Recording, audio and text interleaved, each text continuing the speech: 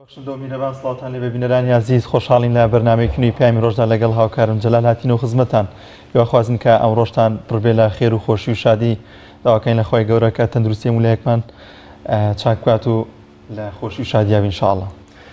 ئازیزان و خۆشەویستانی پامی ڕۆژ لە هەر جێیەکەن جوانترین سڵاوی خی گەورەتان لێبێت. ئەو بڕگەوابەتانی کە ئەمڕۆ بۆمان ئامادەکردون تەوەری یەکەمیان دیارە قسە لەسەرەوە دەکەین کاریگەری کۆرۆنا لەسەر وەرزش هەرچەندە لە ئێستادا تەواو کایەکانی ژیان بەهۆی کۆرۆناوە وەستابوون بە جۆرە لە جۆرەکان، بەڵام ئایا قسە لەسەر وەرزش دەکەین؟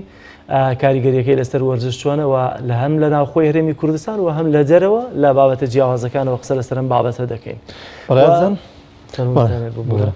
لە تەوەری دومی بەرنامەکەشماندا باز لە ئەو هۆکارانە دەکەین، هۆکاری سیاسی خود بڵین هۆکاری کۆمەڵایەتی، هۆکاری دارایکە لە ماوەی ڕابردوودا بووەتە هۆی خۆکوشتن لە زۆرێک لە وڵاتانی جیهان بەتایبەت لە عێراق و لە هەرێمی کوردستاندا کە دیاردەیەکە لە چەند مانگی ڕابردوودا ئەم دیاردەیە زۆر بووە و لە چەند ڕۆژی ڕابردووشدا لە هەرێمی کوردستاندا چەند حاڵەتێک لەو بارەیە هەبوو. بزانین ئەو هۆکارانە چین کە بوونەتە مای خۆکوشتنی هاوڵاتیان چه هۆکارێک وا دەکات کە ئەو کەسە دەستباتە خۆی بکوژێت.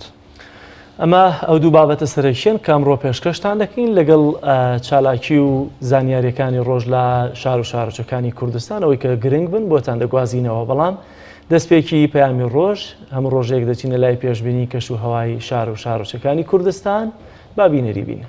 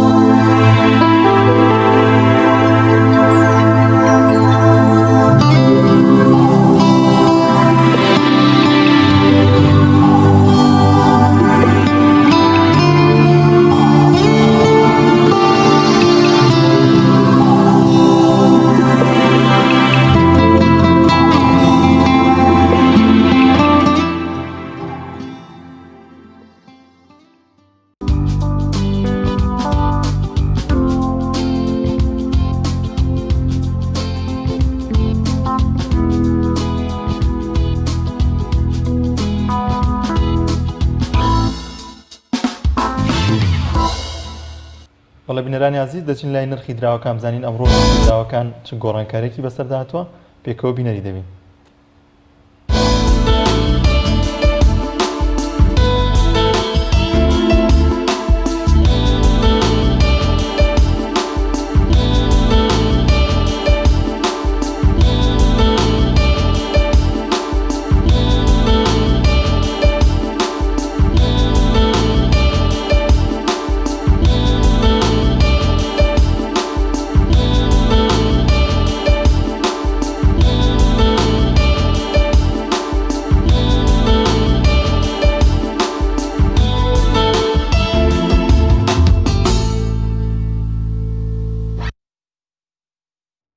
ڤایرۆسی کۆرۆنا کاریگەریەکی تەواوی لەسەر سەرجەم کایەکانی ژیان دروست کرد. با بینە سەر کایی وەرزش بزانین چه کاریگەریەکی دروست کردووە بە تایبەتی لە هەرێمی کوردستانیش ئایا ڤایرۆسی کۆرۆنا کاریگەریەکانی بەجێماون و تاکەی کاریگەریەکانی هەردەر دەکەون لە دوایەوەی کە ژیان ئاسایش دەبێتەوە. بۆ بە تایبەتی وەرزش بەگشتی لە هەرێمی کوردستاندا چۆنە. بۆ قسەکردن لەسەر ئەم بابەتە میوانداری زۆر بەڕێز مامۆستا حاکوو ئیبراهیم مامۆستای زانکۆ هەروە خوێندکاری دکتۆرا لە بەڕێوەبردننی وەرزشدا میوانداریمان کردو. مامۆستا زۆر سپاس بۆ دەرفەتە بەخێر بێت. زۆر بەخێر بن. سڵاو لەوێ و سڵاو لە بینەرانی خۆشەویستی کەناڵی پێیان. زۆر سپاس دەکەین یاخوا بەخێر بێ. مامۆستا لێوە دەست پێ بکەین دیارە ڕوونە کە کۆرۆنا کاریگەری کردە سەر هەموو کایەکانی ژیان لەسەر وەرزش چۆن کاریگەری دروست کردووە.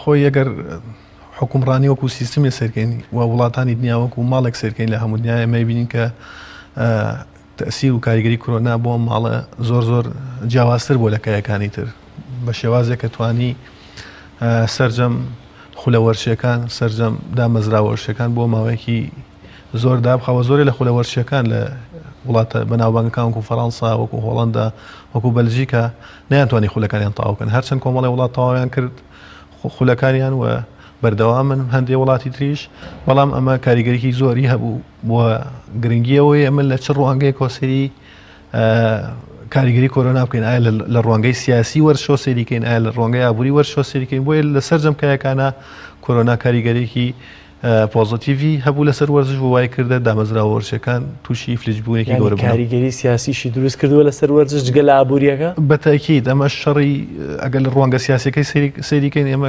ئەبینین کە ئۆڵمپیادی یابان کەوتەتە ژێر پرسیارێکی گەورەیە کە ئایا ساڵی داهاتوو ئەکرێت یان ناکرێت. شەڕی ئەو وڵاتانە کە دەستکەوتی سیاسیان نەویست لە ڕێگەی وەرزشەوە وەکو وڵاتانی وەکو ئەمریکا وەکو وڵاتی وەکو بەریتانیا وەکو وڵاتی وەکو فەڕەنسا وای لێکردن کە تەنانەت وڵاتان نتوانن جوابی ئەو خواستانە کە خەڵک هەیەی بە تایبەتی لە ڕووی وەرزشەوە خەڵکی وڵاتانی جیهان دەستەبەریکەن. ئەمە کاریگەریکی زۆر بوو کە فۆکسی میدیاکانی لەسەر زۆربەی خولە وەرشەکان بۆ نمونە ئێمە گەرسێریکە خولی وەرشی ئینگلیزیە، خولی وەرشی فەڕەنسیا، خولی وەرشی ئەڵمانیا، خولی وەرشی ئیسپانی لە ڕووی سیاسیوە وەرزش کەرەستەیەک بوو بۆ ناساندنیە وڵاتانە. بەڵام وای کردە کە لە ماوەی کۆرۆنا فۆکسی میدیاکان لەسەر وڵاتانە کەمتر بێتەوە. نەخەم لێرناوە ئەو زیانە ئابووریانە چەند بووە کە بەر ئەو یانە ژیانیەکان یا وەرزش بەگشتی لە ژیاندا بکەوێت. بەتاکید تا ئێستا هیچ دەیتایکی وا لە بەردەستانیە کە زیانەکان چنەکە، بەڵام خول بۆ خول جیاوازە. بۆ نمونە ئەو خولانەی کە ڕاستەوە خۆ لە ڕێگەی کەرتی تایبەتەوە داهاتەکەی لەسەر گواستنەوەی مافی یاریەکانەوە هەروە هاتنە ناوەی جەماوەر و فرۆشتنی یاریەکان ئەوە کاریگەریکی زۆریان لەسەر. بەڵام لە هەندێک خولیشە زەرێکی زۆری وای لێ ناون کە ئەو زەرارانە بڵین کە حکوومەت خۆی هاتووە ڕاستە خۆ تەداخلی تا کردووە بژاندوێتیەوە. هەندێک وڵات هاتوون وەکو وڵاتی وەکو ئەڵمانیا لە ڕێگەی حکوومەتەوە و لە ڕێگەی بانکەکانەوە هاوکاری وەرشیان کردو تا بتوانن تووشی داڕمان نەبن. بەڵام لە هەندێک وڵاتی شایەمە بینین کە تەنانەت وڵاتی وەکو فەڕەنسا بۆ بەهێزیە نەیتوانی خولەوەرشەکانی خۆی تەواو بکات. زۆر باشە. باست لە کاریگەری سیاست لەسەر وەرزش. ینی ئەگەر وێنایەکی گەورەت پیشاندا این بۆ منە وڵاتە زلهێزەکان ڕەنگە زیاتر دەستکەوتی سیاسی وەرزشیان بەدەستێناوێ. بەڵام ئایا ئەگەر بچووکی کەینەوە بێنەوە ناو هەرێمی کوردستان کاریگەری سیاسی دروست کردووە وەرزش؟ بەتاکید خۆی وەرزش پێناسی وەرزشەوەی ئەمە بەیەکۆ بەسێتەوە و لە یەکۆ نزیکمان کاتەوە. بەڵام لە هەرێمی کوردستان بەداخەوە هەم کۆرۆنا بۆی لێکترازانمان چ لە ڕووی کۆمەڵایەتێکەوە هەم تەنها من پێم وایە لەم لە ماوەیەم 28 ساڵی ڕابردووە تەنها وەرزشی توانی کۆمەڵانی خەڵک بە تایبەتی حیزبە سیاسیەکان لە یەکتر نزیکاتەوە بەڵام بەداخەوە بوونی کۆرۆنا و دابڕانی خولەکان و هەروەها نەکردنی خولی تۆپی پێ لە کوردستان وای کردو کە ئەم بۆشایە سیاسی لە هەرێمی کوردستانە گەورەتر بێت کە زیان ئابوووریەکانی لە هەرێمی کوردستان و لە خولەکانی هەرێمی کوردستانە چۆن بووە ئێمە ناتوانین زیانە ئابوووریەکان چونکە وەرشی کوردستان وەرشێکی سربەخۆنی ئەوە ناتوانێت داهات پێیاکە بەڵام لە ڕوانگەی ماف و پێداویستی و ڕاتبی یاریزانن و ڕاهێنەران بە تەکی زەربێکی زۆری لە عایلەکان و لە ماڵەکانیاوە و تەنانەت میدیای وەرزشیش بە بەراورد بە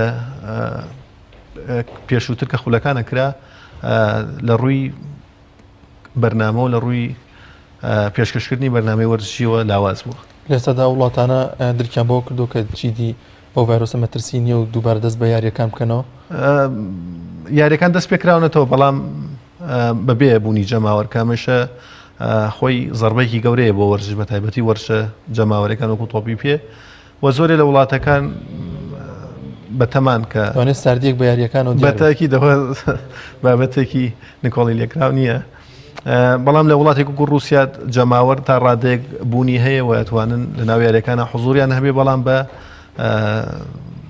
مەسافەیە کە لە یەکۆ دوور بن کە بتوان سەری یاریەکان بکەن بەڵام لە یەکۆ نزیک نەبن لە ڕووی جەستەییەوە مۆساکو وەرشی هەرێمی کوردستان خۆش پرزیەکی پێوە دیار بەتەکی ئێستا کۆرۆنا هات پێم وایە هێندێک تر شپرز بوون هۆکاری ئەم شپرزیە لە وەرزش لە هەرێمی کوردستان بە سەرجەم جۆرە وەرزشەکانەوە بۆچی ئەگەڕێتەوە هەزانین خۆی کای وەرزش لە هەرێمی کوردستان خەریکی باجدانە من پێم وایە یعنی تۆ سەری سیاست کە لە هەرێمی کوردستانە سەری حکوومەت کە ئەبینی وەرزش ماڵێکی نیە لەناو حکوومەتە وەزارەتێکی نییە و مافێکی نییە دواتر سەری پەرلەمان کە پەرلەمان کە شەرعیترین دامەزراوە لە هەرێمی کوردستانە ئەبینی لەم چەند مانگی ڕابردووە بەهۆی ڤایرۆسی کۆرۆنا و قەیراناتی سیاسی ناو حیزبەکان تا ئێستا کۆبوونەوەی نەکراوە دوێنێ سەرۆکی پەرلەمان ئاماژەی بەوەدا کە ئێمە تووشی کۆمەڵە گرفتی سیاسی بووینەتەوە نەمانتوانیوە کۆبوونەوەکانمان بکەین بەتاکید لە ڕووی ناوچەی هەرێمی کوردستان ئێمە دابەش بووین بەسەر دوو زۆنە ئەمە وای کردووە کە ئێمە جۆرە لە جۆرەکان تووشی بێمتمانەی بین لە حکومڕانی ئەوەم بێمتمانەی وای کردووە کە وەرزش باجەکەی بات دوجار من لە سەرەتا پێم ڕاگەاندن کە وەرزش بۆ یەکبوونە و بۆ نزیکردنەوەی خەڵکە بەڵام لە هەرێمی کوردستانە بەداخەوە وەرزش ئەم ڕۆڵە نابینێ ڕۆڵەکەشی بۆ ئەوەیە کە زیاتر کۆمەڵی ئەشخاص کۆمەڵی کەسان کە نەشارەزان و ئەیانەوەی خۆیان پسە پێن بەسەر دامەزراوە وەرشەکان ئەویان کردووە کە وەرزش لە هەرێمی کوردستانە باج بات و باجی سیاست بات باجی ئابووری بات باجی حکومڕانی بات و باجی بەڕێوەبردنیش بات چێ دەبێ وەرزش بگرێتە دەستی خۆی بۆ نمونە ئەوانەشی کە لە وڵاتانی دەرەوە لە ئەوروپا کە ئێستا جوانترین وەرزشیان هەیە بۆ نمونە هەمووی خەڵکی سەرمایه‌دار و ینی خەڵکی پلە باڵان کە دەستیان بەسەر کایەکانی وەرزشا گرتووە بۆچی خۆ لە هەرێمی کوردستان ئایا دەبێ سەرمایه‌دار لە دەستی سەرمایه‌دار بێت یاخود لە دەستی خاوەن بڕوانامەکان بێت خۆی ئەمە دوو بابەتە ئێمە کۆمەڵی وڵاتمان هەیە کە وەرزش وتە کەرتی تایبەتەوە کۆمەڵیش وڵاتیشمان هەیە کە وەرزش بەدەست حکوومەتەوەی بەڵام گرنگترینشە ئەوەیە کە ئەبێ بۆ وەرزش بکرێت بە یاسایی بوونی وەرزشە لە ناو پەرلەمانە ئێمە هێشتا پێناسەیەکی وەرزشیمان نییە خاڵێکی تر ئێمە زۆرێ باس لە وەرزشی گشتیەکەین لە ساڵی 1990ەکە یاسایەک دەرچوو کە و یاسا باسی ئەوەی کرد وەرزش بۆ هەمووان بێ بەڵام لە واقع وەرزش لە کوردستانە بۆ هەمووان نییە و لە دەست چەند شەخصێکە و لە دەست چەند کەسێکە کە بەڕێوە بن خودی ئەمانە بە یاسا ڕێکە خرێنەوە ئەگەر یاسایەک نەبێت ئێمە ناتوانین وەرزش ببینە بواری کەرتی تایبەت کە بتوانین وەکو وڵاتانی تر پێشکۆین لە ڕووی چ لە ڕووی ئابووری و چ لە ڕووی سیاسیەوە کە وەرزش دەستکەوتێک بێ بۆ ناساندنی کورد و چ لە ڕووی پیشەییەوە کە بتوانین لە ڕووی وەرشەوە داهات بکەین بۆ حکوومەتی هەرێمی کوردستان و وەرزش بەشدار بێ لە پەرەپێدانی نیشتمانی کوردستانە بەڵام بەداخەوە لە هەرێمی کوردستانە وەکەوەی کەوتم نەبوونی یاساوای کردووە نەبوونی ئەو کەسانەی کە لە بواری وەرزش شارەزان بە تایبەتی پسپۆڕانی بواری بەڕێوەبردن بواری ئابووری و هەروە پسپۆڕانی بواری کولتور کە بێن لە ناو وەرزشە لە ڕەسی دامەزراوە وەرشەکان بن وە دامەزراوەیەکی نمونەیی بۆ وەرزش لە حکومڕانی هەرێمی کوردستانە پێک بێن ئاساکۆ بەگشتی بەدەر لە ڤایرۆسی کۆرۆنا دۆخی وەرزشەوانان هەرێمی کوردستان لە چه ئاستێکدایە دەبینین کە ئەوی من بینی بێتم زۆر گرنگی وایان پێ نادرێ خەریکە ئەو یاریزانە باشەکانیشمان یانە عێراقیەکان دەیان کڕن لێستادا ئەوان چکلی و گازندەیەکیان هەیە بەدەر لە ڤایرۆسی کۆرۆناگەر خۆی ئەوەی کە یانە عێراقیەکان یاریزانی کورد بکڕن ئەمە دەستکەوتێکی گەورەیە بۆ کورد چونکە یاریزانانی ئەمە ئەڵام بۆ هەرێمی کوردستان لە گرنگیان پێ نادرێت بەتەکید ئەمە پرۆفیشنال بوونی پێڵێن بەڵام لە هەرێمی کوردستان بە شێوەیەکی گشتی دۆخی وەرزش خراپەوە خراپتر لەوە دۆخی یاریزانەکانە ئێوە گەرسێ دیکەن مێژووی ئەم 30 ساڵەی وەرزشی کوردستان بە تایبەتی یاریزان و ڕاهێنەرەکان سیرکەن ئێمە نابینین یاریزانێکی سەرکەوتومان هەبێت لە بە تایبەتی دوای ئەوەی کە وەرزشی تەواو کردووە لە ڕووی ئابووریەوە بتوانێت خۆی و خانەوادەگەی خۆی بشێنێت بەڵام ئێمە بینین زۆربەی بەرپرسەکانە بینین خۆیان دەوڵەمەند کردووە لە ڕێگەی وەرزشەوە و گرنگیانە داوە بەو چینە کە چینی سەرەکین وەکو یاریزان وەکو ڕاهێنەر بەداخەوە ئەم دۆخە تەنها زەرمەند یەکەم یاریزان و ڕاهێنەرانە لە وەرزشی کوردستان لە کاریگەریەکەی کۆرۆنا زیاتر زیانی بەستەر یاریزانەوە هەیە یاخۆت ئەوانەی کە بە جۆرە لە جۆرەکان ڕێچکە ئابوووریەکەی ناوەرزشیان لە هەرێمی کوردستان گرتووەتە بەر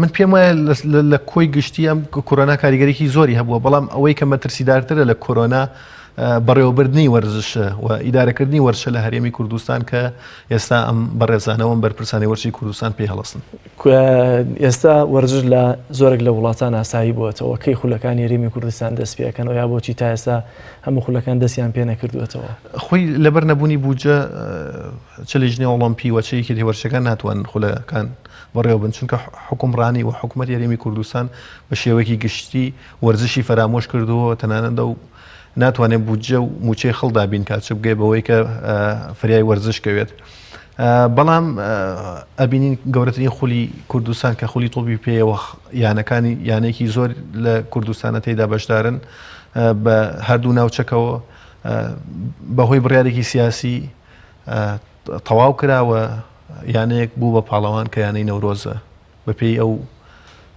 باسانێکە لە ناو میدیا و ئەو کۆبوونەوەی کەیکێتی تۆپی کوردستان پێی هەستاوە لایەنە سیاسەکانی دەستی خستۆ ناو تۆپی پێ و بە ئاراستی خۆیان بەکاری دێن ئەزانی وەرزشی کوردستان وەرزشێکی سیستەماتیک نییە کە ئێمە لەسەری ینی بە شێوازێک بزانین ئەوەڵ و ئاخیرەکەی لەکوایە پەیوەندی بە پەیوەندی نێوان لایەنە سیاسیەکانەوە هەیە بۆ نمونە ئەگەر ناوچێ لەگەڵ ناوچەیەکی تا تێکچێت کۆی پرۆسەکە حکومڕانی بەتاکید ئێستا بڕیارێک دراوە کە یانەی نەورۆز لە یەکێتی تۆپی کوردستان کراوە بە پاڵەوان بەڵام برادرانی بە کۆی دەنگ برادرانی زۆنی سەوس ڕێیانداوە کە پاڵەوان بێ بەڵام برادرانی زۆنی زەرد ناڕازین و قوبوڵی ناکەن زۆر باشە ئەمە وە خۆت ئاماژت پێکرد لە کۆرۆناکە خراپترە ئەو جۆرە ڕێچکەی کێسە وەرزش لە هەرێمی کوردستان گرتوێتە بەرەو کوێ دەڕوە بە تایبەتی وەک کاکدانێ ئاماژەی پێکرد ڕەنگە ئەمە بێ هۆکار زیاتر کە هەندێک یاریزان هەیە ڕاکەن لە خوایانەوە ئەوەشی کە خۆت باست کرد یاریزان لای ئێمە ناتوانێت بێتە خاوەنی ئابوووریەکی خۆی لە ڕێگەی وەرزشەکەەوە خۆی ئەم ڕێگەی کە ئێمە ئەیبین ئەو ڕێگایان نییە کە لە دروشمەکان و لە بانگەشەکان و لە بەرنامەی حیزبەکانە لە کاتی هەڵبژاردن باسی لێەوەکەن ئەمە دەرەنجامەکەی هەڵدێرانێکی ڕێکخراوەیە هەڵدێرانێکی حکومڕانیە و هەڵدێرانێکی کۆمەڵایەتی ناو کۆمەڵگای کوردی دەستە بەرەکات و ئەمە هەرگیز ناتوانین بێتە هۆیەوەی کە ئێمەمانەوێت چاکسازی بکەین و بمانەوێت پەرە بە ماڵێکی حکومڕانی کە وەرزشە بین و بمانەوێت خەڵک لە ناو حکوومەتا بەشدار بێت و خەڵ لە ئەدای حکوومەت ڕازی بێت کەواتە کاریگەری خەڵکی ئەکادیمیای وەرزش مامۆستای زانکۆ ئەمانە چیان بەسەردێ لەم کاتەیە چونکە زۆر جار مامۆستا لێت نەشارینەوەوانەی کە دەبینین دەستیان بەسەر یاریا گرتووە ڕاستە خەڵکانێکی دەست ڕۆیشت و سیاسین بەڵام ئەی ڕۆڵی مامۆستایانی زانکۆ ئەکادیمیەکان چیان لاتوە بۆچی ئەمانە بێدەنگن یا ڕۆڵیان نییە لە کای وەرزشدا ئەوانیش بە حیزبی کراون ئەو بەتاکیدەوە بەشێکی دیکەوان بە حیزبی کراون خاڵێکی ئەوە خاڵێکی تر کە بربەستێکە لە بەردەم ئاکادمیەکان و کەسانی شارەزاکە بێنە ناو وەرزش بەڕاستی ئەو بربەستش کۆمەڵێک خەڵکی هەلپەرست قۆسییانەتەوە بۆ خۆیان و لە ڕێگەی بەرپرسانی سیاسیەوە کار بۆ هەندێک بەرپرسەکەن کە وای کردووە کەسانی ئاکادمی دوور بن لە وەرزشە بەڵام ئەوەی کە لە دەست ئاکادمیەکانە هەیە دوو شتە یەکەمیان میدیایە کە بتوانن لە ڕێگەی میدیاوە پەیامەکانی خۆیان بگەن و خاڵێکی تر بە بەرنامەکانیانە کە بتوانن بەرنامە بن بە ماڵی وەرزش و بەرنامە بن بە حکوومەت هەرێمی کوردستان تەنانەت بەرنامە بن بە حیزبە سیاسیەکان کە ڕاستە ڕێکردن و باشترکردنی دۆخی وەرزش لە هەرێمی کوردستانە بێ بەم شێواسە بێ کە ئاکادمیەکان لێوە باسەکەن. گرفتی وەرشی ئەمە لە ئیدارەدانێتی نەک لە یاریزانی باش یاریزانی باشمان هەیە لە سەررجەمکایەکان و وەرشە جیاوازەکان چارنووسی ئەمانە چیان دێت خۆی بەتاکیید گرفتی ئەمە ئەو بابەتەوە یەکی لە گرفتە گەورەکانی ئەمەوەیە کە وەرزش تەنها ئەمە بە یەک وەرزش شێناسین ئەمە زۆر لە وەرشەکانی ترمان هەیە کە ئەو قووەتیان هەیە و توانیان هەیە کە لە ئاستی جیهانی شە دەرکەون بە تایبەتی وەرشە تاکیەکان بەڵام بودجەی وەرزشی کوردستان و فۆکس و تەمەرکوزی وەرزشی کوردستان لەسەر یەک وەرشی تۆپی پێ و وای کردووە ئەمە زەربێکی گەورە لە وەرزش بات ژیانی پاڵەوانی بە تایبەتی لە وەرشە تاکەکان تەمەنێکی کەمە ماوەی 4 بۆ 5 ساڵ زۆر ئەگەر بڕوا 8 ساڵ واڵێن تا 10 ساڵە ئەم ژیانی پاڵەوانێتی بەڵام بەهۆی نەبوونی هاوکاری بەهۆی نەبوونی پاڵپشتی داراییەوە وای کردو کە ئەم وەرزشکارانە دوای ساڵێک یا دوای 2 ساڵ ئاستەکەیان بەرەو خوارەوە بێتەوە نەتوان ممارەسەی بوتوڵاتی عالەمی بکەن. لەگەڵەوەی کە یاریزانی باشمان هەیە ئایا حکوومەتی هەرێمی کوردستان بەرپرسە لەوەی کە بتوانێت ڕاهێنەری باش بێنێتە هەرێمی کوردستانەوە کە بتوان ڕاهێنان بەو وەرشانە بکات و بتوانین هەرێمی کوردستانیش بگاتە ئاستێک کە هیچ نا لە ڕۆژڵاتی ناوەڕاستە بناسنێت کە یانێکمان هەیە کە کاریگەری هەیە لە وڵاتاندا. خۆی ئەوەیەکی لە سیاسەتەکانە کە زۆری لە وڵاتەکان جێبەجیان کرد بۆ نمونە وڵاتی کوک ئێران لە 30 ساڵ هەموو پێش لە عێراقی لە وەرشی بالە نەیە بردەوە بەڵام ڕاهێنەرێکی ڕووسیەنە و سیاسەتەکان وا داڕێژکە بۆ 10 ساڵ بۆ 15 ساڵی تر بتوانن بگەێنە پلەکانی یەکەمی ئاسیا تەنانەت خۆیشان بگەێنە بوتوڵاتی عالەمی ئەوە وای کرد کە ئێستا ئەمڕۆ ئەیبینین ئێران لە بالا دووهەمی عالەم لە ئاستی گەنجانە و لە ئاستی یاریزانە گەورەکان و لە ئاسی هەڵبژاردەی ئێران وای کردووە باش بووە هۆکارەکە سیاسەت داڕشتنە لە هەرێمی کوردستان سیاسەتەکەن سیاسەتێک کە ئامانجەکەی بۆ حیزبێکە نەک سیاسەتێک کە ئامانجەکەی بەرنامە بێت و دەستکەوتێکی نیشتیمانی بێت. طبعاً من یاریزانێک دەناسیمی هونەری بەرگریە لە دەستگایەکی حکومی داوامەکە زۆریش کارامە و لێ هاتووە لەبەرەوەی کە کاتێ داوەتەکرێ بۆ دەرەوەی وڵات مۆڵەتی نادەن لەبەرەوەی کە سەر بۆ لایەنە سیاسینێکە بەڕێبەرەکەی هەیەی ئەوەی بەتاکیدەوە خۆی یەکێ لە ئەوە مەسلەی ڕێکخراوەیە و ئەو دامەزراوانەی کە لە وەرزشی کوردستانان ئێمە تەنانەت ڕێز لە پاڵاوانەکان و لە یاریزانەکانیشمان ناگرین بۆ ئەوەی کە یاریزانێکی بەتەڵ یاریزان لە ئاستی عالەمە دروست بێ ئێمە پێویستمان بە 10,000 کاتژمێر ڕاهێنان هەیەوە پێویستمان بەوەی کە 5 ملیۆن دۆلاری تێدا خەرجکەین بەڵام لە هەرێمی کوردستانە نا ئەم ڕاهێنانە بە شێوازێکی زانستیە و ئەوەش کە حکوومەتی هەرێمی کوردستان ئەو بودجەیە تەرخانەکە کە وەرزشکاران و ڕاهێنەران و تەنانەت ئەو یانانێک کە بەتەڵ پەروەردەیەکان بتوان دەستکەوتی نێودەوڵەتیان. زۆر سپاس بۆ بەڕێز مامۆستا ئاکۆ ئیبراهیم خوێندکاری دکتۆرە لە بەڕێوەبردننی وەرزش سپاس کەمیوانی بەرنامە بەڵێ بینەرانی عزیز دەچین لای ناوڕێک و دەگەڕێنەوە وڵاتان. تۆپ تاکە بریکاری تۆڕی میدیایی کۆمەڵ بۆ دروستکردن و بڵاوکردنەوەی ڕێکلام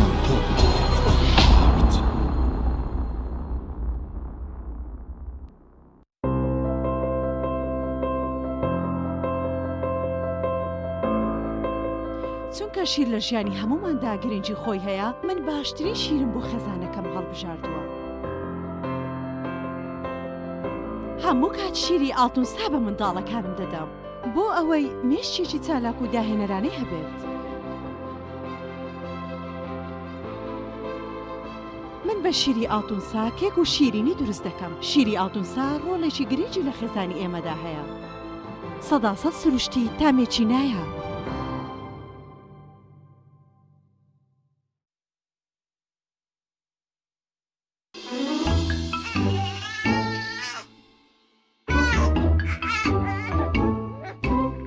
منداڵەکەت هەوڵ ئەدات شتێکت پێ بڵێت؟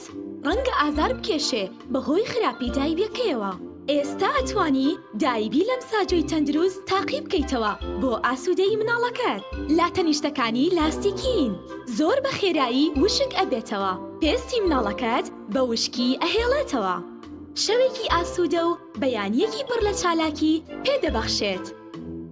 ئاسوودەیی مناڵەکەت لەگەڵ لەمساجۆی دەست پێ ئەکات. ئایا تا ئێستا کێشەی کارەبات هەیە؟ بێزار بوویت لە کێشەی کەمی کارەبا و بڕانی بەردەوامی؟ بە دوای کارەبایەکی بەردەوام و بێکێشە و تێچووی کەمدا دەگەڕێیت؟ ئەوە فانسی پاوەر سەرجەم و کێشانەی بۆ چارەسەر کردویت بە دانانی سیستەمی سۆلار و وەرگرتنی وزە لە خۆرەوە بە بەکارهێنانی باشترین مەوادی ستانداردی جیهانی کە سەرجەمیان گرنگی چەندین ساڵیان لەگەڵدایە. بە سەرپەرشتی ئەندازیار و ستافی شارەزا و بازمون کارەکان جێبەجێ دەکرێن. ئەم سیستەمە دوورە لە تێکچوون و هیچ تێچوویەکی ڕۆژانەی نییە.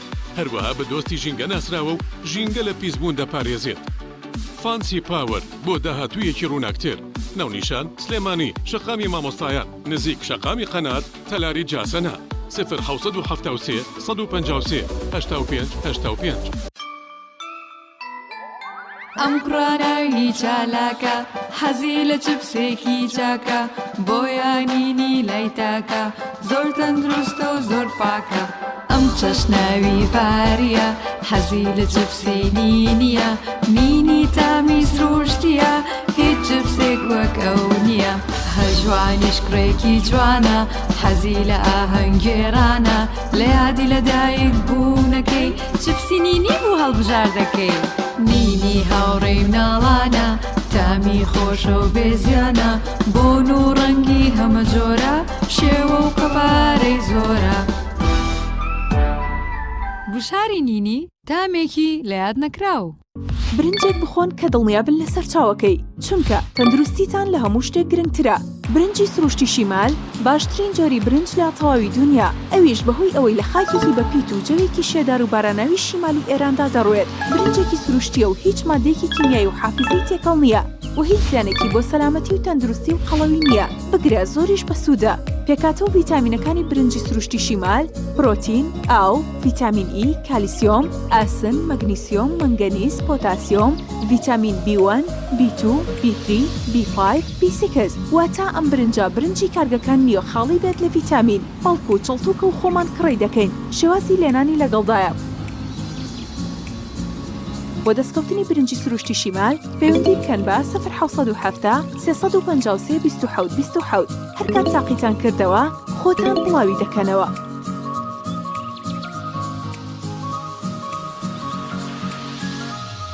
تۆپ ئارت تاکە بریکاری تۆڕی میدیایی کۆمەڵ بۆ دروستکردن و بڵاوکردنەوەی ڕێکلام.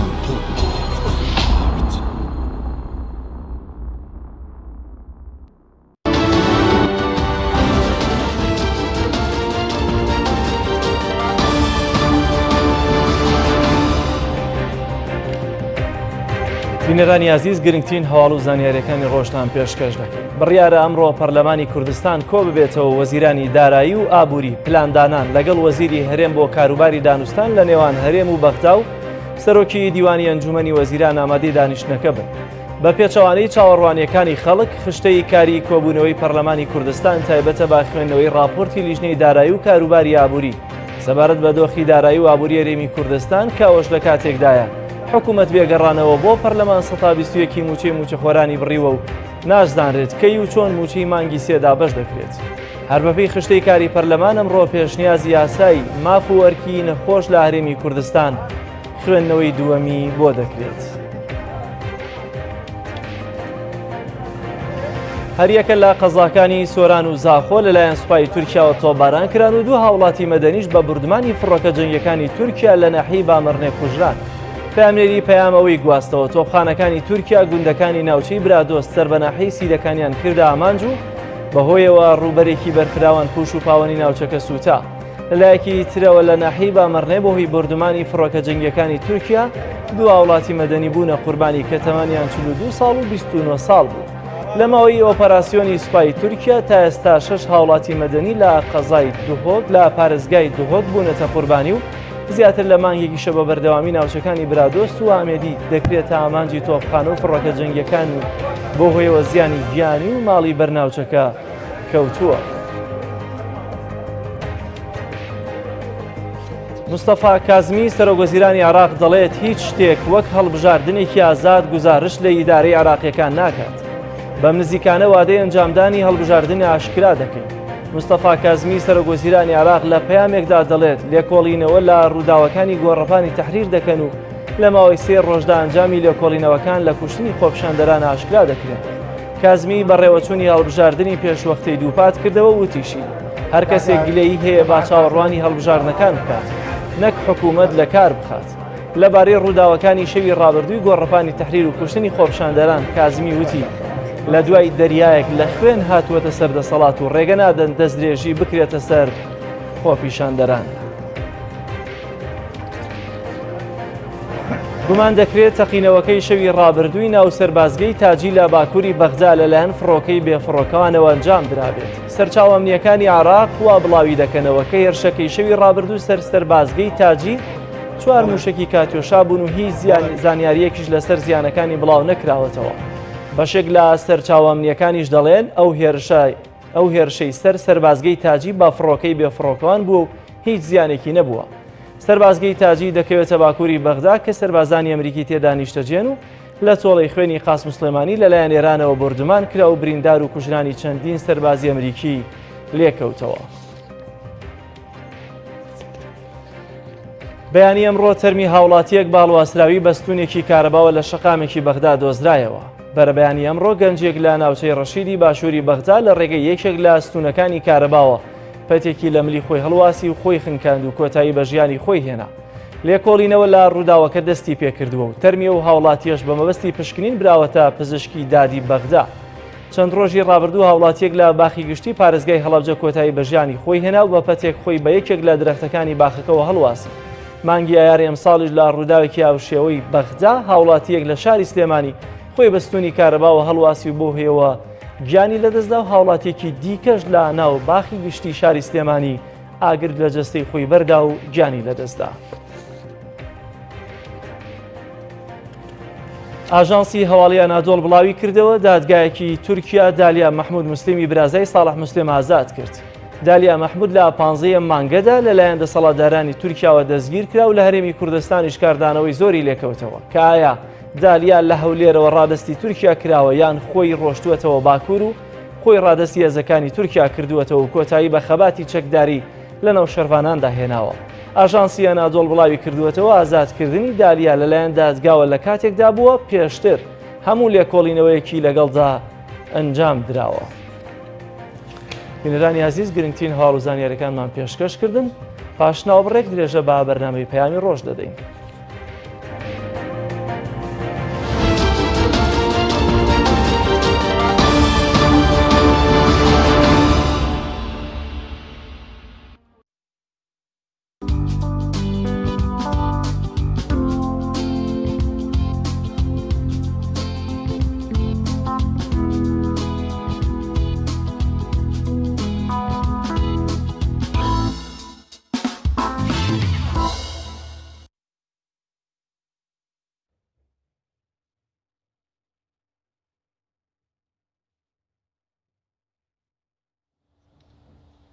بەڵێ بینەرانی عزیز دەچین لای کۆنفرانسێکی ڕۆژنامەوانی پێکەوە بینەری دەبین.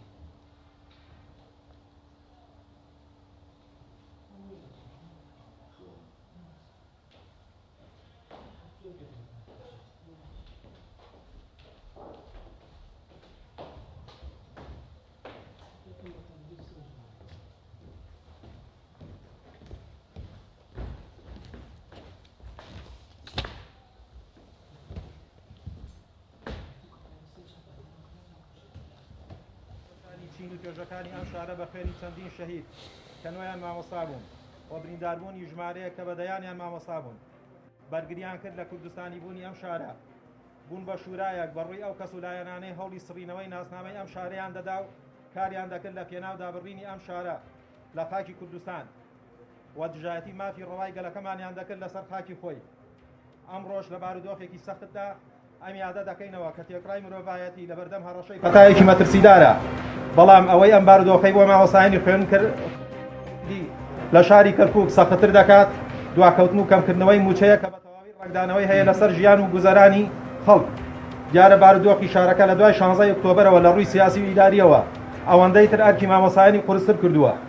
بۆیە لێرەوە لە یادی ئەم ڕۆژە پڕشکۆیەدا پەیمان دووپات دەکەینەوە کە بە هەمان ڕۆحیەتی بەرخودان و گیانفیدایی ڕۆژی 28 تەمووز ڕوبەڕووی هەموو هەوڵێک دەبینەوە و لەلایەن هەر کەس و لایەنێک بێت کە دژایەتی مافەڕەوەکانی کووردە لەم شارە هەروەها جەقت لە جێبەجێکردنی داواکاری مامۆسایان دەکەینەوە بۆ چارەسەرکردنی گرفتی موچە بە گواستنەوەی بۆ سەر حکوومەتی ناوەند یان هەر ڕێگایەک موچەی ماگانەی مامۆسایان وسوەگەر بکات لە کۆتاییدا سڵاو بۆ گیانی پاکەم سڵاو بۆ گیانی پاکی سەرجەم شەهیدانی ڕێگای ڕزگاری کەلەکەمان و بە تایبەتی شەهیدانی مامۆسایانی 28 تەمووز لەقی کەرکووکی یەکێتی مامۆسایان 28 حەوت 2020.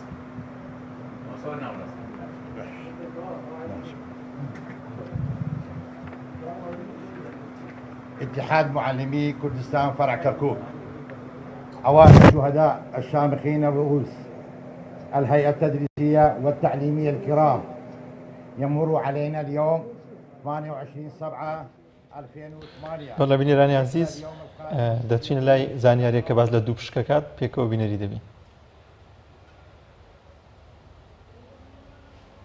دانی دوو پشک. دوو پشک 8 پێی هەیە و بە شەوانە بە شوێن خۆراکدا دەگەڕێت. 750,000 جۆر دوو پشک هەیە و تەنها 25 جۆریان مەترسیدارن. لا تایبەتمەندیە سەرنجڕاکێشەکانی دوو پشک ئەوەیە دەتوانێت بەبێ ئاو خۆراک بژی. دەتوانێت بۆ ماوەی مانگێک لە ناو بەفردا بژی و بەرگەی بەرزی 50 پلەی گەرمیش بگرێت. خاوەنی 6 بۆ 12 چاوە و دەتوانێت ڕۆشنایی و تاریکی لێک جیا بکاتەوە. گوێ نییە و نابیستێت، بەڵام بەهۆی لەرینەوەی دەزوولەکانی سەرقاچەکانی هەست بە بیستن دەکات. لە کاتی پێوەدانی دوو پشکدا چی بکرێت باشە؟ سەرەتا هەوڵ بدە شوێنی پێوەدانەکە بزانیت. شوێنی پێوەدانەکە دەست بەجێ بە ئاوی سارد و سابوون بشۆ بۆ ئەوەی هیچ نەبێت ئەو ژەهرەی لە دەوروبەری پێوەدانەکەیە نەمێنێت و بڵاو نەبێتەوە بە هەموو لەشدا. پێوەدرا و هێمن و لەسەر خۆ بێت و نەشڵەژێت. مەهێڵە قەرەباڵەخی و دەنگەدەنگ لەسەر کەسی پێوەدرا و دروست بکەن بۆ ئەوەی لێدانی دڵ و فشاری خوێنی بەرز نەبێتەوە، چونکە تا لێدانی دڵ و فشاری خوێنی بەرز بێتەوە ئەوە بڵاوبوونەوەی ژەهرەکە لە لەشیدا خێراتر دەبێت. خواردنی شیر باشترین شتە لە کاتی پێوەدانی دوو پشک، چونکە دژە ژەهرە و کەسەکە ئەڕشێنێتەوە. بەو هۆیەوە ژەهر ناگاتە نزیک دڵی و زۆر سەلامەتە بێ. هەوڵ بدە نەهێڵیت کەسە پێوەدراوەکە زۆر بجوڵێتەوە، چونکە تا زیاتر بجوڵێت خێرایی بڵاوبوونەوەی ژەهرەکە لە لەشیدا زیاتر دەکات. پارچەیەک سەهۆڵ بخرێتە سەر شوێنی پێوەدانەکە و بۆ ماوەی 10 خولەک لەسەری دای بنێت. هەر 5 خولەک جارێک ئەوە دووبارە بکرێتەوە. ئەگەر شوێنی پێوەدانەکە دەستت بوو بە هیچ شێوەیەک دەستت بەرز نەکەیتەوە، بە تایبەت بۆ ئاستی سەرەوەی دڵ، چونکە ئەوەش بڵاوبوونەوەی ژەهرەکە لە لەشدا خێراتر دەکات. لە زووترین کاتدا کەسی نەخۆش ڕەوانەی نەخۆشخانە بکرێت. مناڵ و بەتەمەن ئەو کەسانن زیاتر مەترسیان لەسرە. لە کاتی پێوەدانی دوو پشکدا دەتوانیت هێلکەیەک بە ساغی بخەیتە سەر شوێنی پێوەدانی دوو پشکەکە و بۆ ماوەی 5 خولەک هێلکەکە لەو شوێنەدا ئەمدی و ئەودیوی پێ بکە. لە پاش 5 خولەکەکە هێلکەکە بشکێنە زەردێنەکە بەهۆی هەڵمژینی ژەهرەکەەوە ڕەنگی ڕەش دەبێت.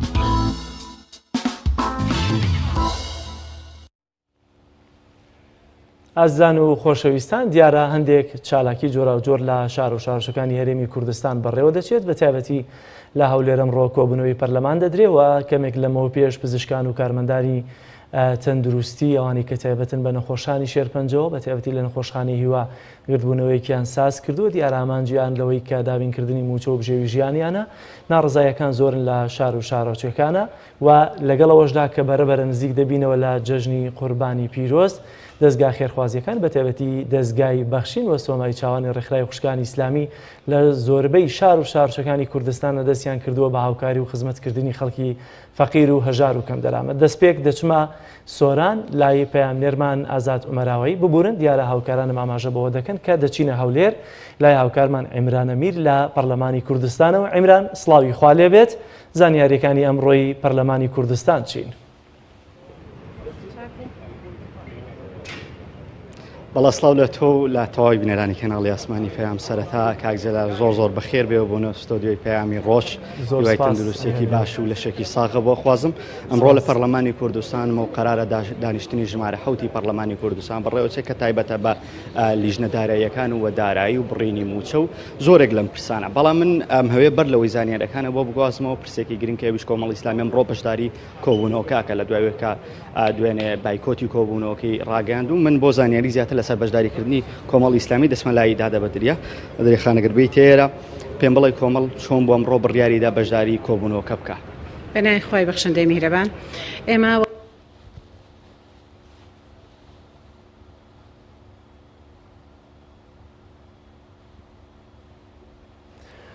دیارە گرفتێکی تەکنیکیمان هەیە لەگەڵ هەولێردا دیارە دوێنێ کە کۆبوونەوەی پەرلەمان بوو و ئەو بابەتانەی کە دوێنێ پەرلەمانی کوردستان لەسەریان کۆبووبیەوە هیچی پێوەست نەبوو با بارودۆخی هەنووکەی ئێستەی خەڵکی هەرێمی کوردستان و ناڕزایەتیانی کە لە شار و شارچەکانی هەرێمی کوردستاندا ڕۆژانە ئەنجام دەدرێن و بە تایبەتی موچەی مانگی دووکە دابش کرا 121 موچەی فەرمانبەران بڕابوو بۆیە کۆمەڵی ئیسلامی یا فراکسیۆنی کۆمەڵی ئیسلامی لە پەرلەمانی کوردستان دەیویست تەنها بەشداری و کۆبوونەوانە بکات کە پەیوەست بن بە ژیان و ئابووری خەڵکی هەرێمی کوردستانەوە نەکەوەی کە بە هەندێک بابەتی کە پێویست نین یا زەرور نین و ئەولەوێت بۆ بابەتی دیکە هەیە کۆبوونەوەی پەرلەمان ئەنجام دەدرێت بۆیە دوێنێ بایکۆتی کۆبوونەوەی پەرلەمانی کردبوو بەڵام ئەمڕۆ دیارە یەکێک لە بابەتەکانی کۆبوونەوەی پەرلەمان راپۆرتی لیژنەی داراییەوە دیارە بڕیاروای وەزیری دارایی و ئابووری هەرێمی کوردستانیش بەشداری ناو پەرلەمان بکە بۆیە لەسەر ئەم بابەتە فراکسیۆنی کۆمەڵی ئیسلامی کوردستان و کاری سەرەکیە کە بڕیاریداوە بەشداری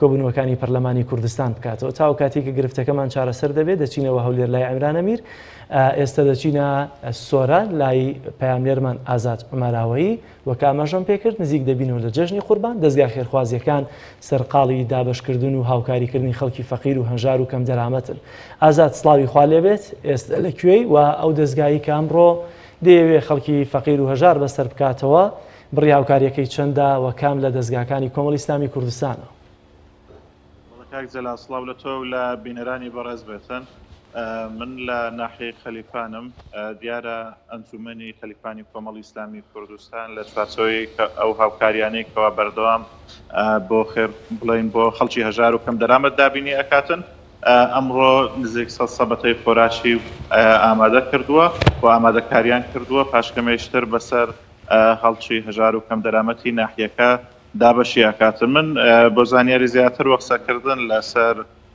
چۆنیەتی ئامادەکردنی و هاوکاریانەوە دابشکردنی بەسەر خەڵکی هەژار و کەم دەرامەت لەگەڵ کاک عوسمان بناوی بەرپرسی ئەنجومەنی خەلیفانی کۆمەڵی ئیسلامی کوردستان قساکەم کە عوسمان ئەگەر بیتە ئێرە سڵاوت لێبێتن ئەم هاوکاریانە چینکەوە ئێوە ئەمڕۆ دابەشیەکەن بەناوی خۆی گەورە میهرەبان پێشی بەخێراتنی جەنابەتەکەین دەستخۆشی ئەتەواوی کارمەندانی کانالی ئاسمانی پیان بکەین خۆی گەورە پاداشتێنداتەوە خۆی گەورە تاعات و هیباتی مولایش قبول کاتن ئەمە وەکو ئەنجومەنی خەلیفانی کۆمەڵی ئیسلامی بە هاوکاری بەرنامەی بەخشین بە هاوکاری خێرخوازان ئەم جارە شەستاوین بەدامینکردنی 100 سبەتەی خۆراک بە هاوکاری خێرخوازان بەسەر خەرچی فەقیر و هەژاری دەڤەرەکەمانەوە لێرەوە دەستخۆشی لە خێرخوازانەکەین خۆی گەورە پاداشتێنداتەوە و لێرەوە داوان لێکین بەردەوام من لەو خێرانە داوان لێکین هاوکار بن لۆی بتوانین زیاتر خزمەتی خەرچی فەقیر و هەژاری دەڤەرەکەمان بکەین ئەمە لێرەوە دەستخۆشیان لێکین خۆی گەورە پاداشتێنداتەوە و حەقوا بوو لەو جێژنەی حکوومەتی هەرێمی کوردستان هاوکاری خەرچی فەقیر و هەژاری کرد بە معاشیدا بە خەرچی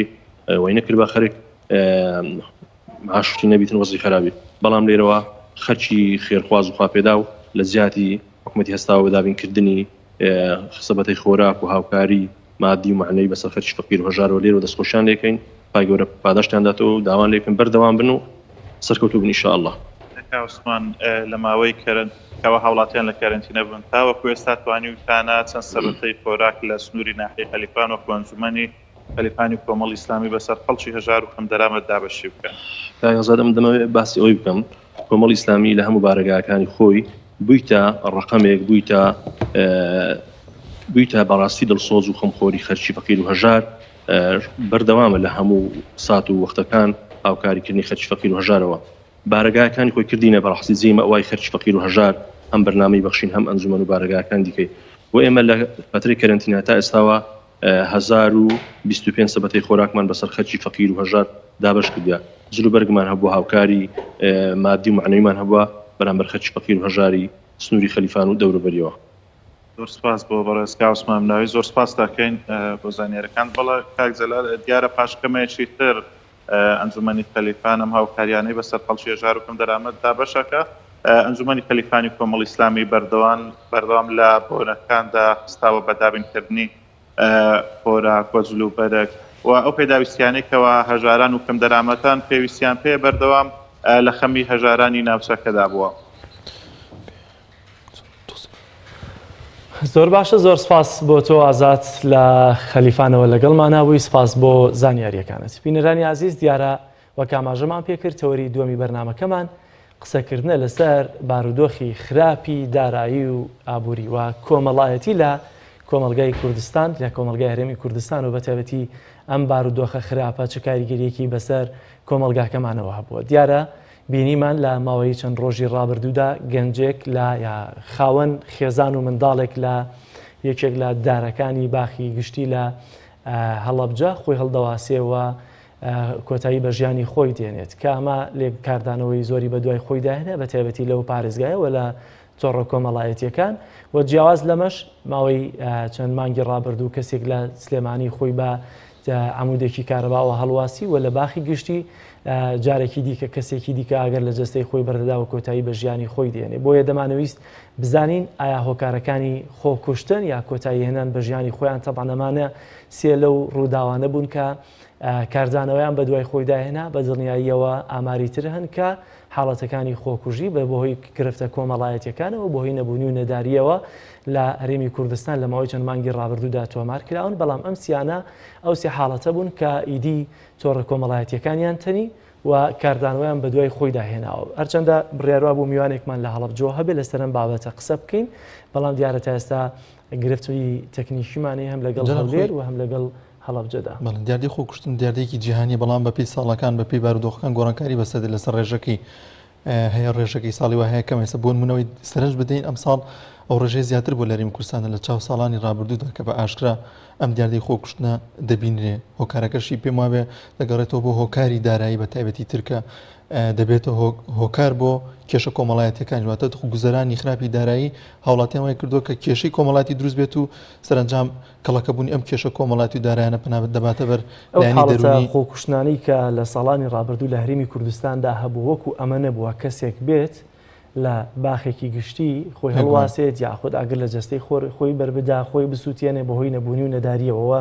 ڕاستەوخۆ مەسجەکەشی نەبوونی و نەداری و باخراپی بارودۆخی ئابووری و کۆمەڵایەتی بێ وەک خۆت ئاماژەت پێکردەوە ئابوووریەکەی هۆکار دەبێتە هۆکاری کێشە کۆمەڵایەتیەکان و دوجار کەسەکان پەنا بۆ خۆکوشتن دەبن ئەگەرچی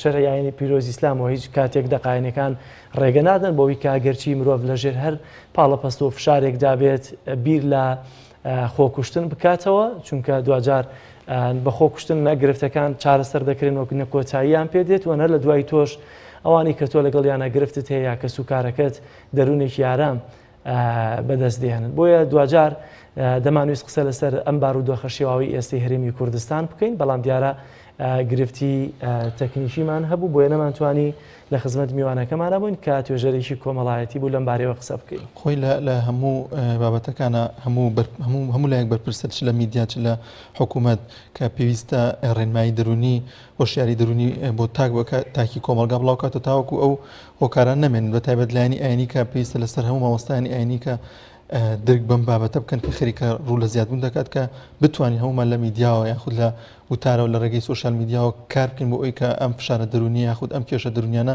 هیچ نابتوانین چارەسەر بکەین و تاک بە تاکی کۆمەلگا پەنانە بەرنەبەر خۆکوشتن.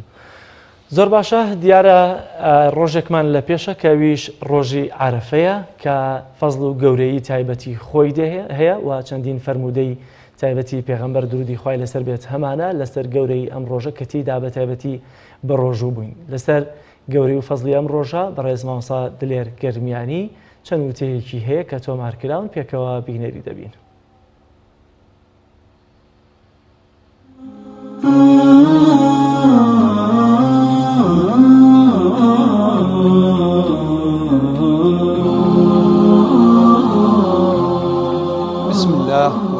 لله. برایانی بەڕێزم خوشکانی بەڕێز، ئەسەلام عەلەیکم وەڕەحمەت الله وبەرەکاتوه. بە پشتیوانی خوای پەروەردگار ئالەم ڕۆژانە لە چەند ڕۆژێکی هێژگار گرنگە ئەژین کە پێغەمبەری ئازیز صلی الله عليه وسلم پێمان ئەفەرمێت ما من أيام العمل الصالح فيهن أحب إلى الله من هذه الأيام العشر. خوای پەروەردگار عز وجل پیرۆزی بۆ لەناو مەلائیکەتەکانە دێ مەلائیکە لەناو ڕۆژەکانە لەناو بەشەریەتە، بەڵام لەناو ڕۆژەکانیشە چەند ڕۆژێکەیە لای خوای پەروەردگار هیچ ڕۆژێک کردەوەی چاک تایە شیرینتر و خۆشەویستتر لای خوای پەروەردگار نییە وەکو ئەم دە ڕۆژەی کە ئێمە ڕۆینە ناوی کە پێی ئەوترێ نوێمینەی حاجیان کە دە ڕۆژی ذیلحیجەیە. ئەم دە ڕۆژە پێغەمبەری خوا صلی الله عليه وسلم پێمان ئەفەرمێت هیچ ڕۆژێک نییە لای خوای پەروەردگار کردەوەی چاکتیایە وەکو ئەم دە ڕۆژە خێربێتیانەی پێغەمبەری خوا. جیهادیش فەرمی جیهادیش مەگەر کەسێک خەڕەجە بنەفسی ومالیه بە هەموو مڵک و ماڵی و نەفسی وە دەرچێت کات نەگەڕێتەوە نەفسیشی تیاچێت و ماڵیشی لە پێناوی خوایە تیاچێت. کەوا بوو ئەمە فرسەتێکی گەورەی خوای پەروەردگار ئەم دیاری بۆ ناردوین بۆ ئەوەی کە ئینسان لەم دە ڕۆژە کە زانان ئەفەرمونون لە ڕۆژەکانی مانگی ڕەمەزان پیرۆسترە بەڵام لە شەوەکانی نا. ئەم دە ڕۆژە لە مانگی ڕەمەزان پیرۆسترە. جا کردەوە چاکەکان وەکو چی؟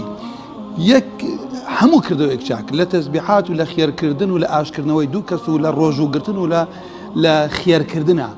بۆیە ئەم دە ڕۆژە ڕۆژی عەرەفەی کە مایەی کەفارەتی هەدیەیەکی گەورەیە، یعنی نۆهەمین ڕۆژی مای ئەوەتانی هەدیەکی گەورەی خوای پەروەردگارە کەفارەتی 2 ساڵی گوناهە، ساڵێ پێشتر ساڵێ پاشتر وەکو پێغەمبەری ئازیز فەرمێ صلی الله عليه وسلم. بەڵام لێرە من ئەمە ئەوە بڵێ ئای باش باقی ڕۆژەکانی زانایانە فەرمون وەکو کردەوەی چاک ڕۆژوگرتن تایە سنەتە. جا بۆیە من لێرەمەوە جەخت لەسەرەوەی بکەمەوە لە ماوەی ئەم 9 ڕۆژە کە تا ڕۆژی عەرەفە ئەکا کە ڕۆژی عەرەفە سنەتە ئینسان تایە بە ڕۆژوو بێ سنەی موئەکەدەیە کە لە مانگی ڕەمەزان پیرۆسترە با ئێمە هەمومان لە خوای پەروەردگار بپاڕێن و بڵێن خوای پەروەردگار بۆ خاتری ئیسمی عەظەمی خۆت ئەم ملەتەی ئێمە لە قەیرانی دارایی بپارێزێن. ملەت ئێمە ملەتێکی خاکێکی دەوڵەمەند و ملەتێکی هەژار داوا بکەنەوەمان لە خوای پەروەردگار خوای گەورە فەقیری لەسەر ئەم ملەتە هەڵگرێ ئەویش نابێت تەنها دوعا سەبەبە سیلاحێکی گەورەشە، بەڵام ئەبێت لەگەڵ دوعایە ئەسباب ئەوەی کە پێی ئەکرێت ڕوبەڕووی گەندەڵی بێتەوە لە ئاست و توانای خۆی و بە پێی سنەت و پێغەمبەر صلی الله علیه و سلم بە پێی شەرع جێبەجێکە. پاشان ئینسان دەستی لە خێر بێ لەم چەند ڕۆژە بۆ هەژاران بۆ فەقیران دڵی مسلمانان خۆش کات. لەبەر ئەوەی پێغەمبەری خوا فەرمی صلی الله عليه وسلم خوای گەورە ئەفەرمێت لە فەرموودەی یا ابن ئادەم ئەنفق عەلەیک ببەخشە خوا ئەبەخشێت. دڵنیابن زیادەکە کەم ناکە، دڵنیابن ئەوەی شکری خوا بکە بەوەی کە بیبەخشێ خوا دەسمایەکەی بۆ ئەپارێزێت و زیادەکە و دڵی مسلمانانیش خۆشەکەی دڵی نەبوویەک دڵی بێباوکێک. لەم لاشۆ ئەم نەخۆشی و بەڵایە هەیە خوا بۆ خاتری ئیسمی عەظەمی خۆی شیفای نەخۆشەکانمان بدا، ڕەحم بە مردوەکانمان کە ساقەکانمان بپارێزێ. ئەم دوعایە زۆر دووبارە بکرێتەوە اللهم إني أعوذ بك من البرص والجنون والجذام ومن سيء الأسقام. ئەمە پاش کۆرۆنا و لەناو کۆرۆنا و پێشتریشە بواە هەر ئینسان ئەم دوعایە بخوێنێت. پاشا من ئەمە ئێوە بڵێم برا بە ڕێزەکانم بینەرانی بەڕێز خوشکەکانم دوعاکردن ئەبێت تەنها لە خوای پەروەردگار بێ. خوای پەروەردگار عز وجل فەرمی ومن أضل ممن يدعو من دون الله من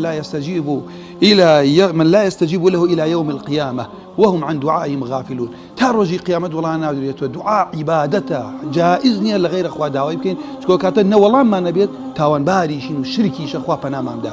آخر شت ئەمەوێ من بیڵێم ئەوتانێ ئەی لە باشە لە ڕۆژی جەژنە هیچ شتێک نییە لە ڕۆژی جەژنە پێغەمبەری خوا فەرمی صلی الله عليه وسلم ما عمل آدمي من عمل يوم النحر أحب إلى الله من إهراق الدم. نەوەکانی ئادەم هیچ کردەوەی نییە لای خۆ وەکو ئەوە لای خوا شیرین بێ وەکو ئەوەی کە لە ڕۆژی جەژنە کە حرامە ڕۆژی تاوەگری قوربانی بکەیت. حتى علماء فرمایە خێر بکەین یا قوربانی چونکە قوربانی سنەتی ڕەسوڵ اللهە. هەموو قوربانیە خێرە بەس هەموو خێری قوربانی نییە. دڵی مسلمانان خۆشەکەی دڵی نەبووەکان خۆش ئەەکەیت خوا بۆ خاتری ئیسمی عەظەمی خۆی خوای پەروەردگار یارمەتی هەموو لایەک بدات خوای پەروەردگار هەموو کێشەیەکمان حەلکا لەم نەخۆشیش خوای گەورە ئەم میلەتە و باقی میلەتان ڕزگار کات و خوای پەروەردگار عەزە وەجەل ڕەحم بە ئەم میلەتە بکە ئەم قەیرانی دارایەمان لەسەر بگرێت. وصلى الله على محمد وعلى آله.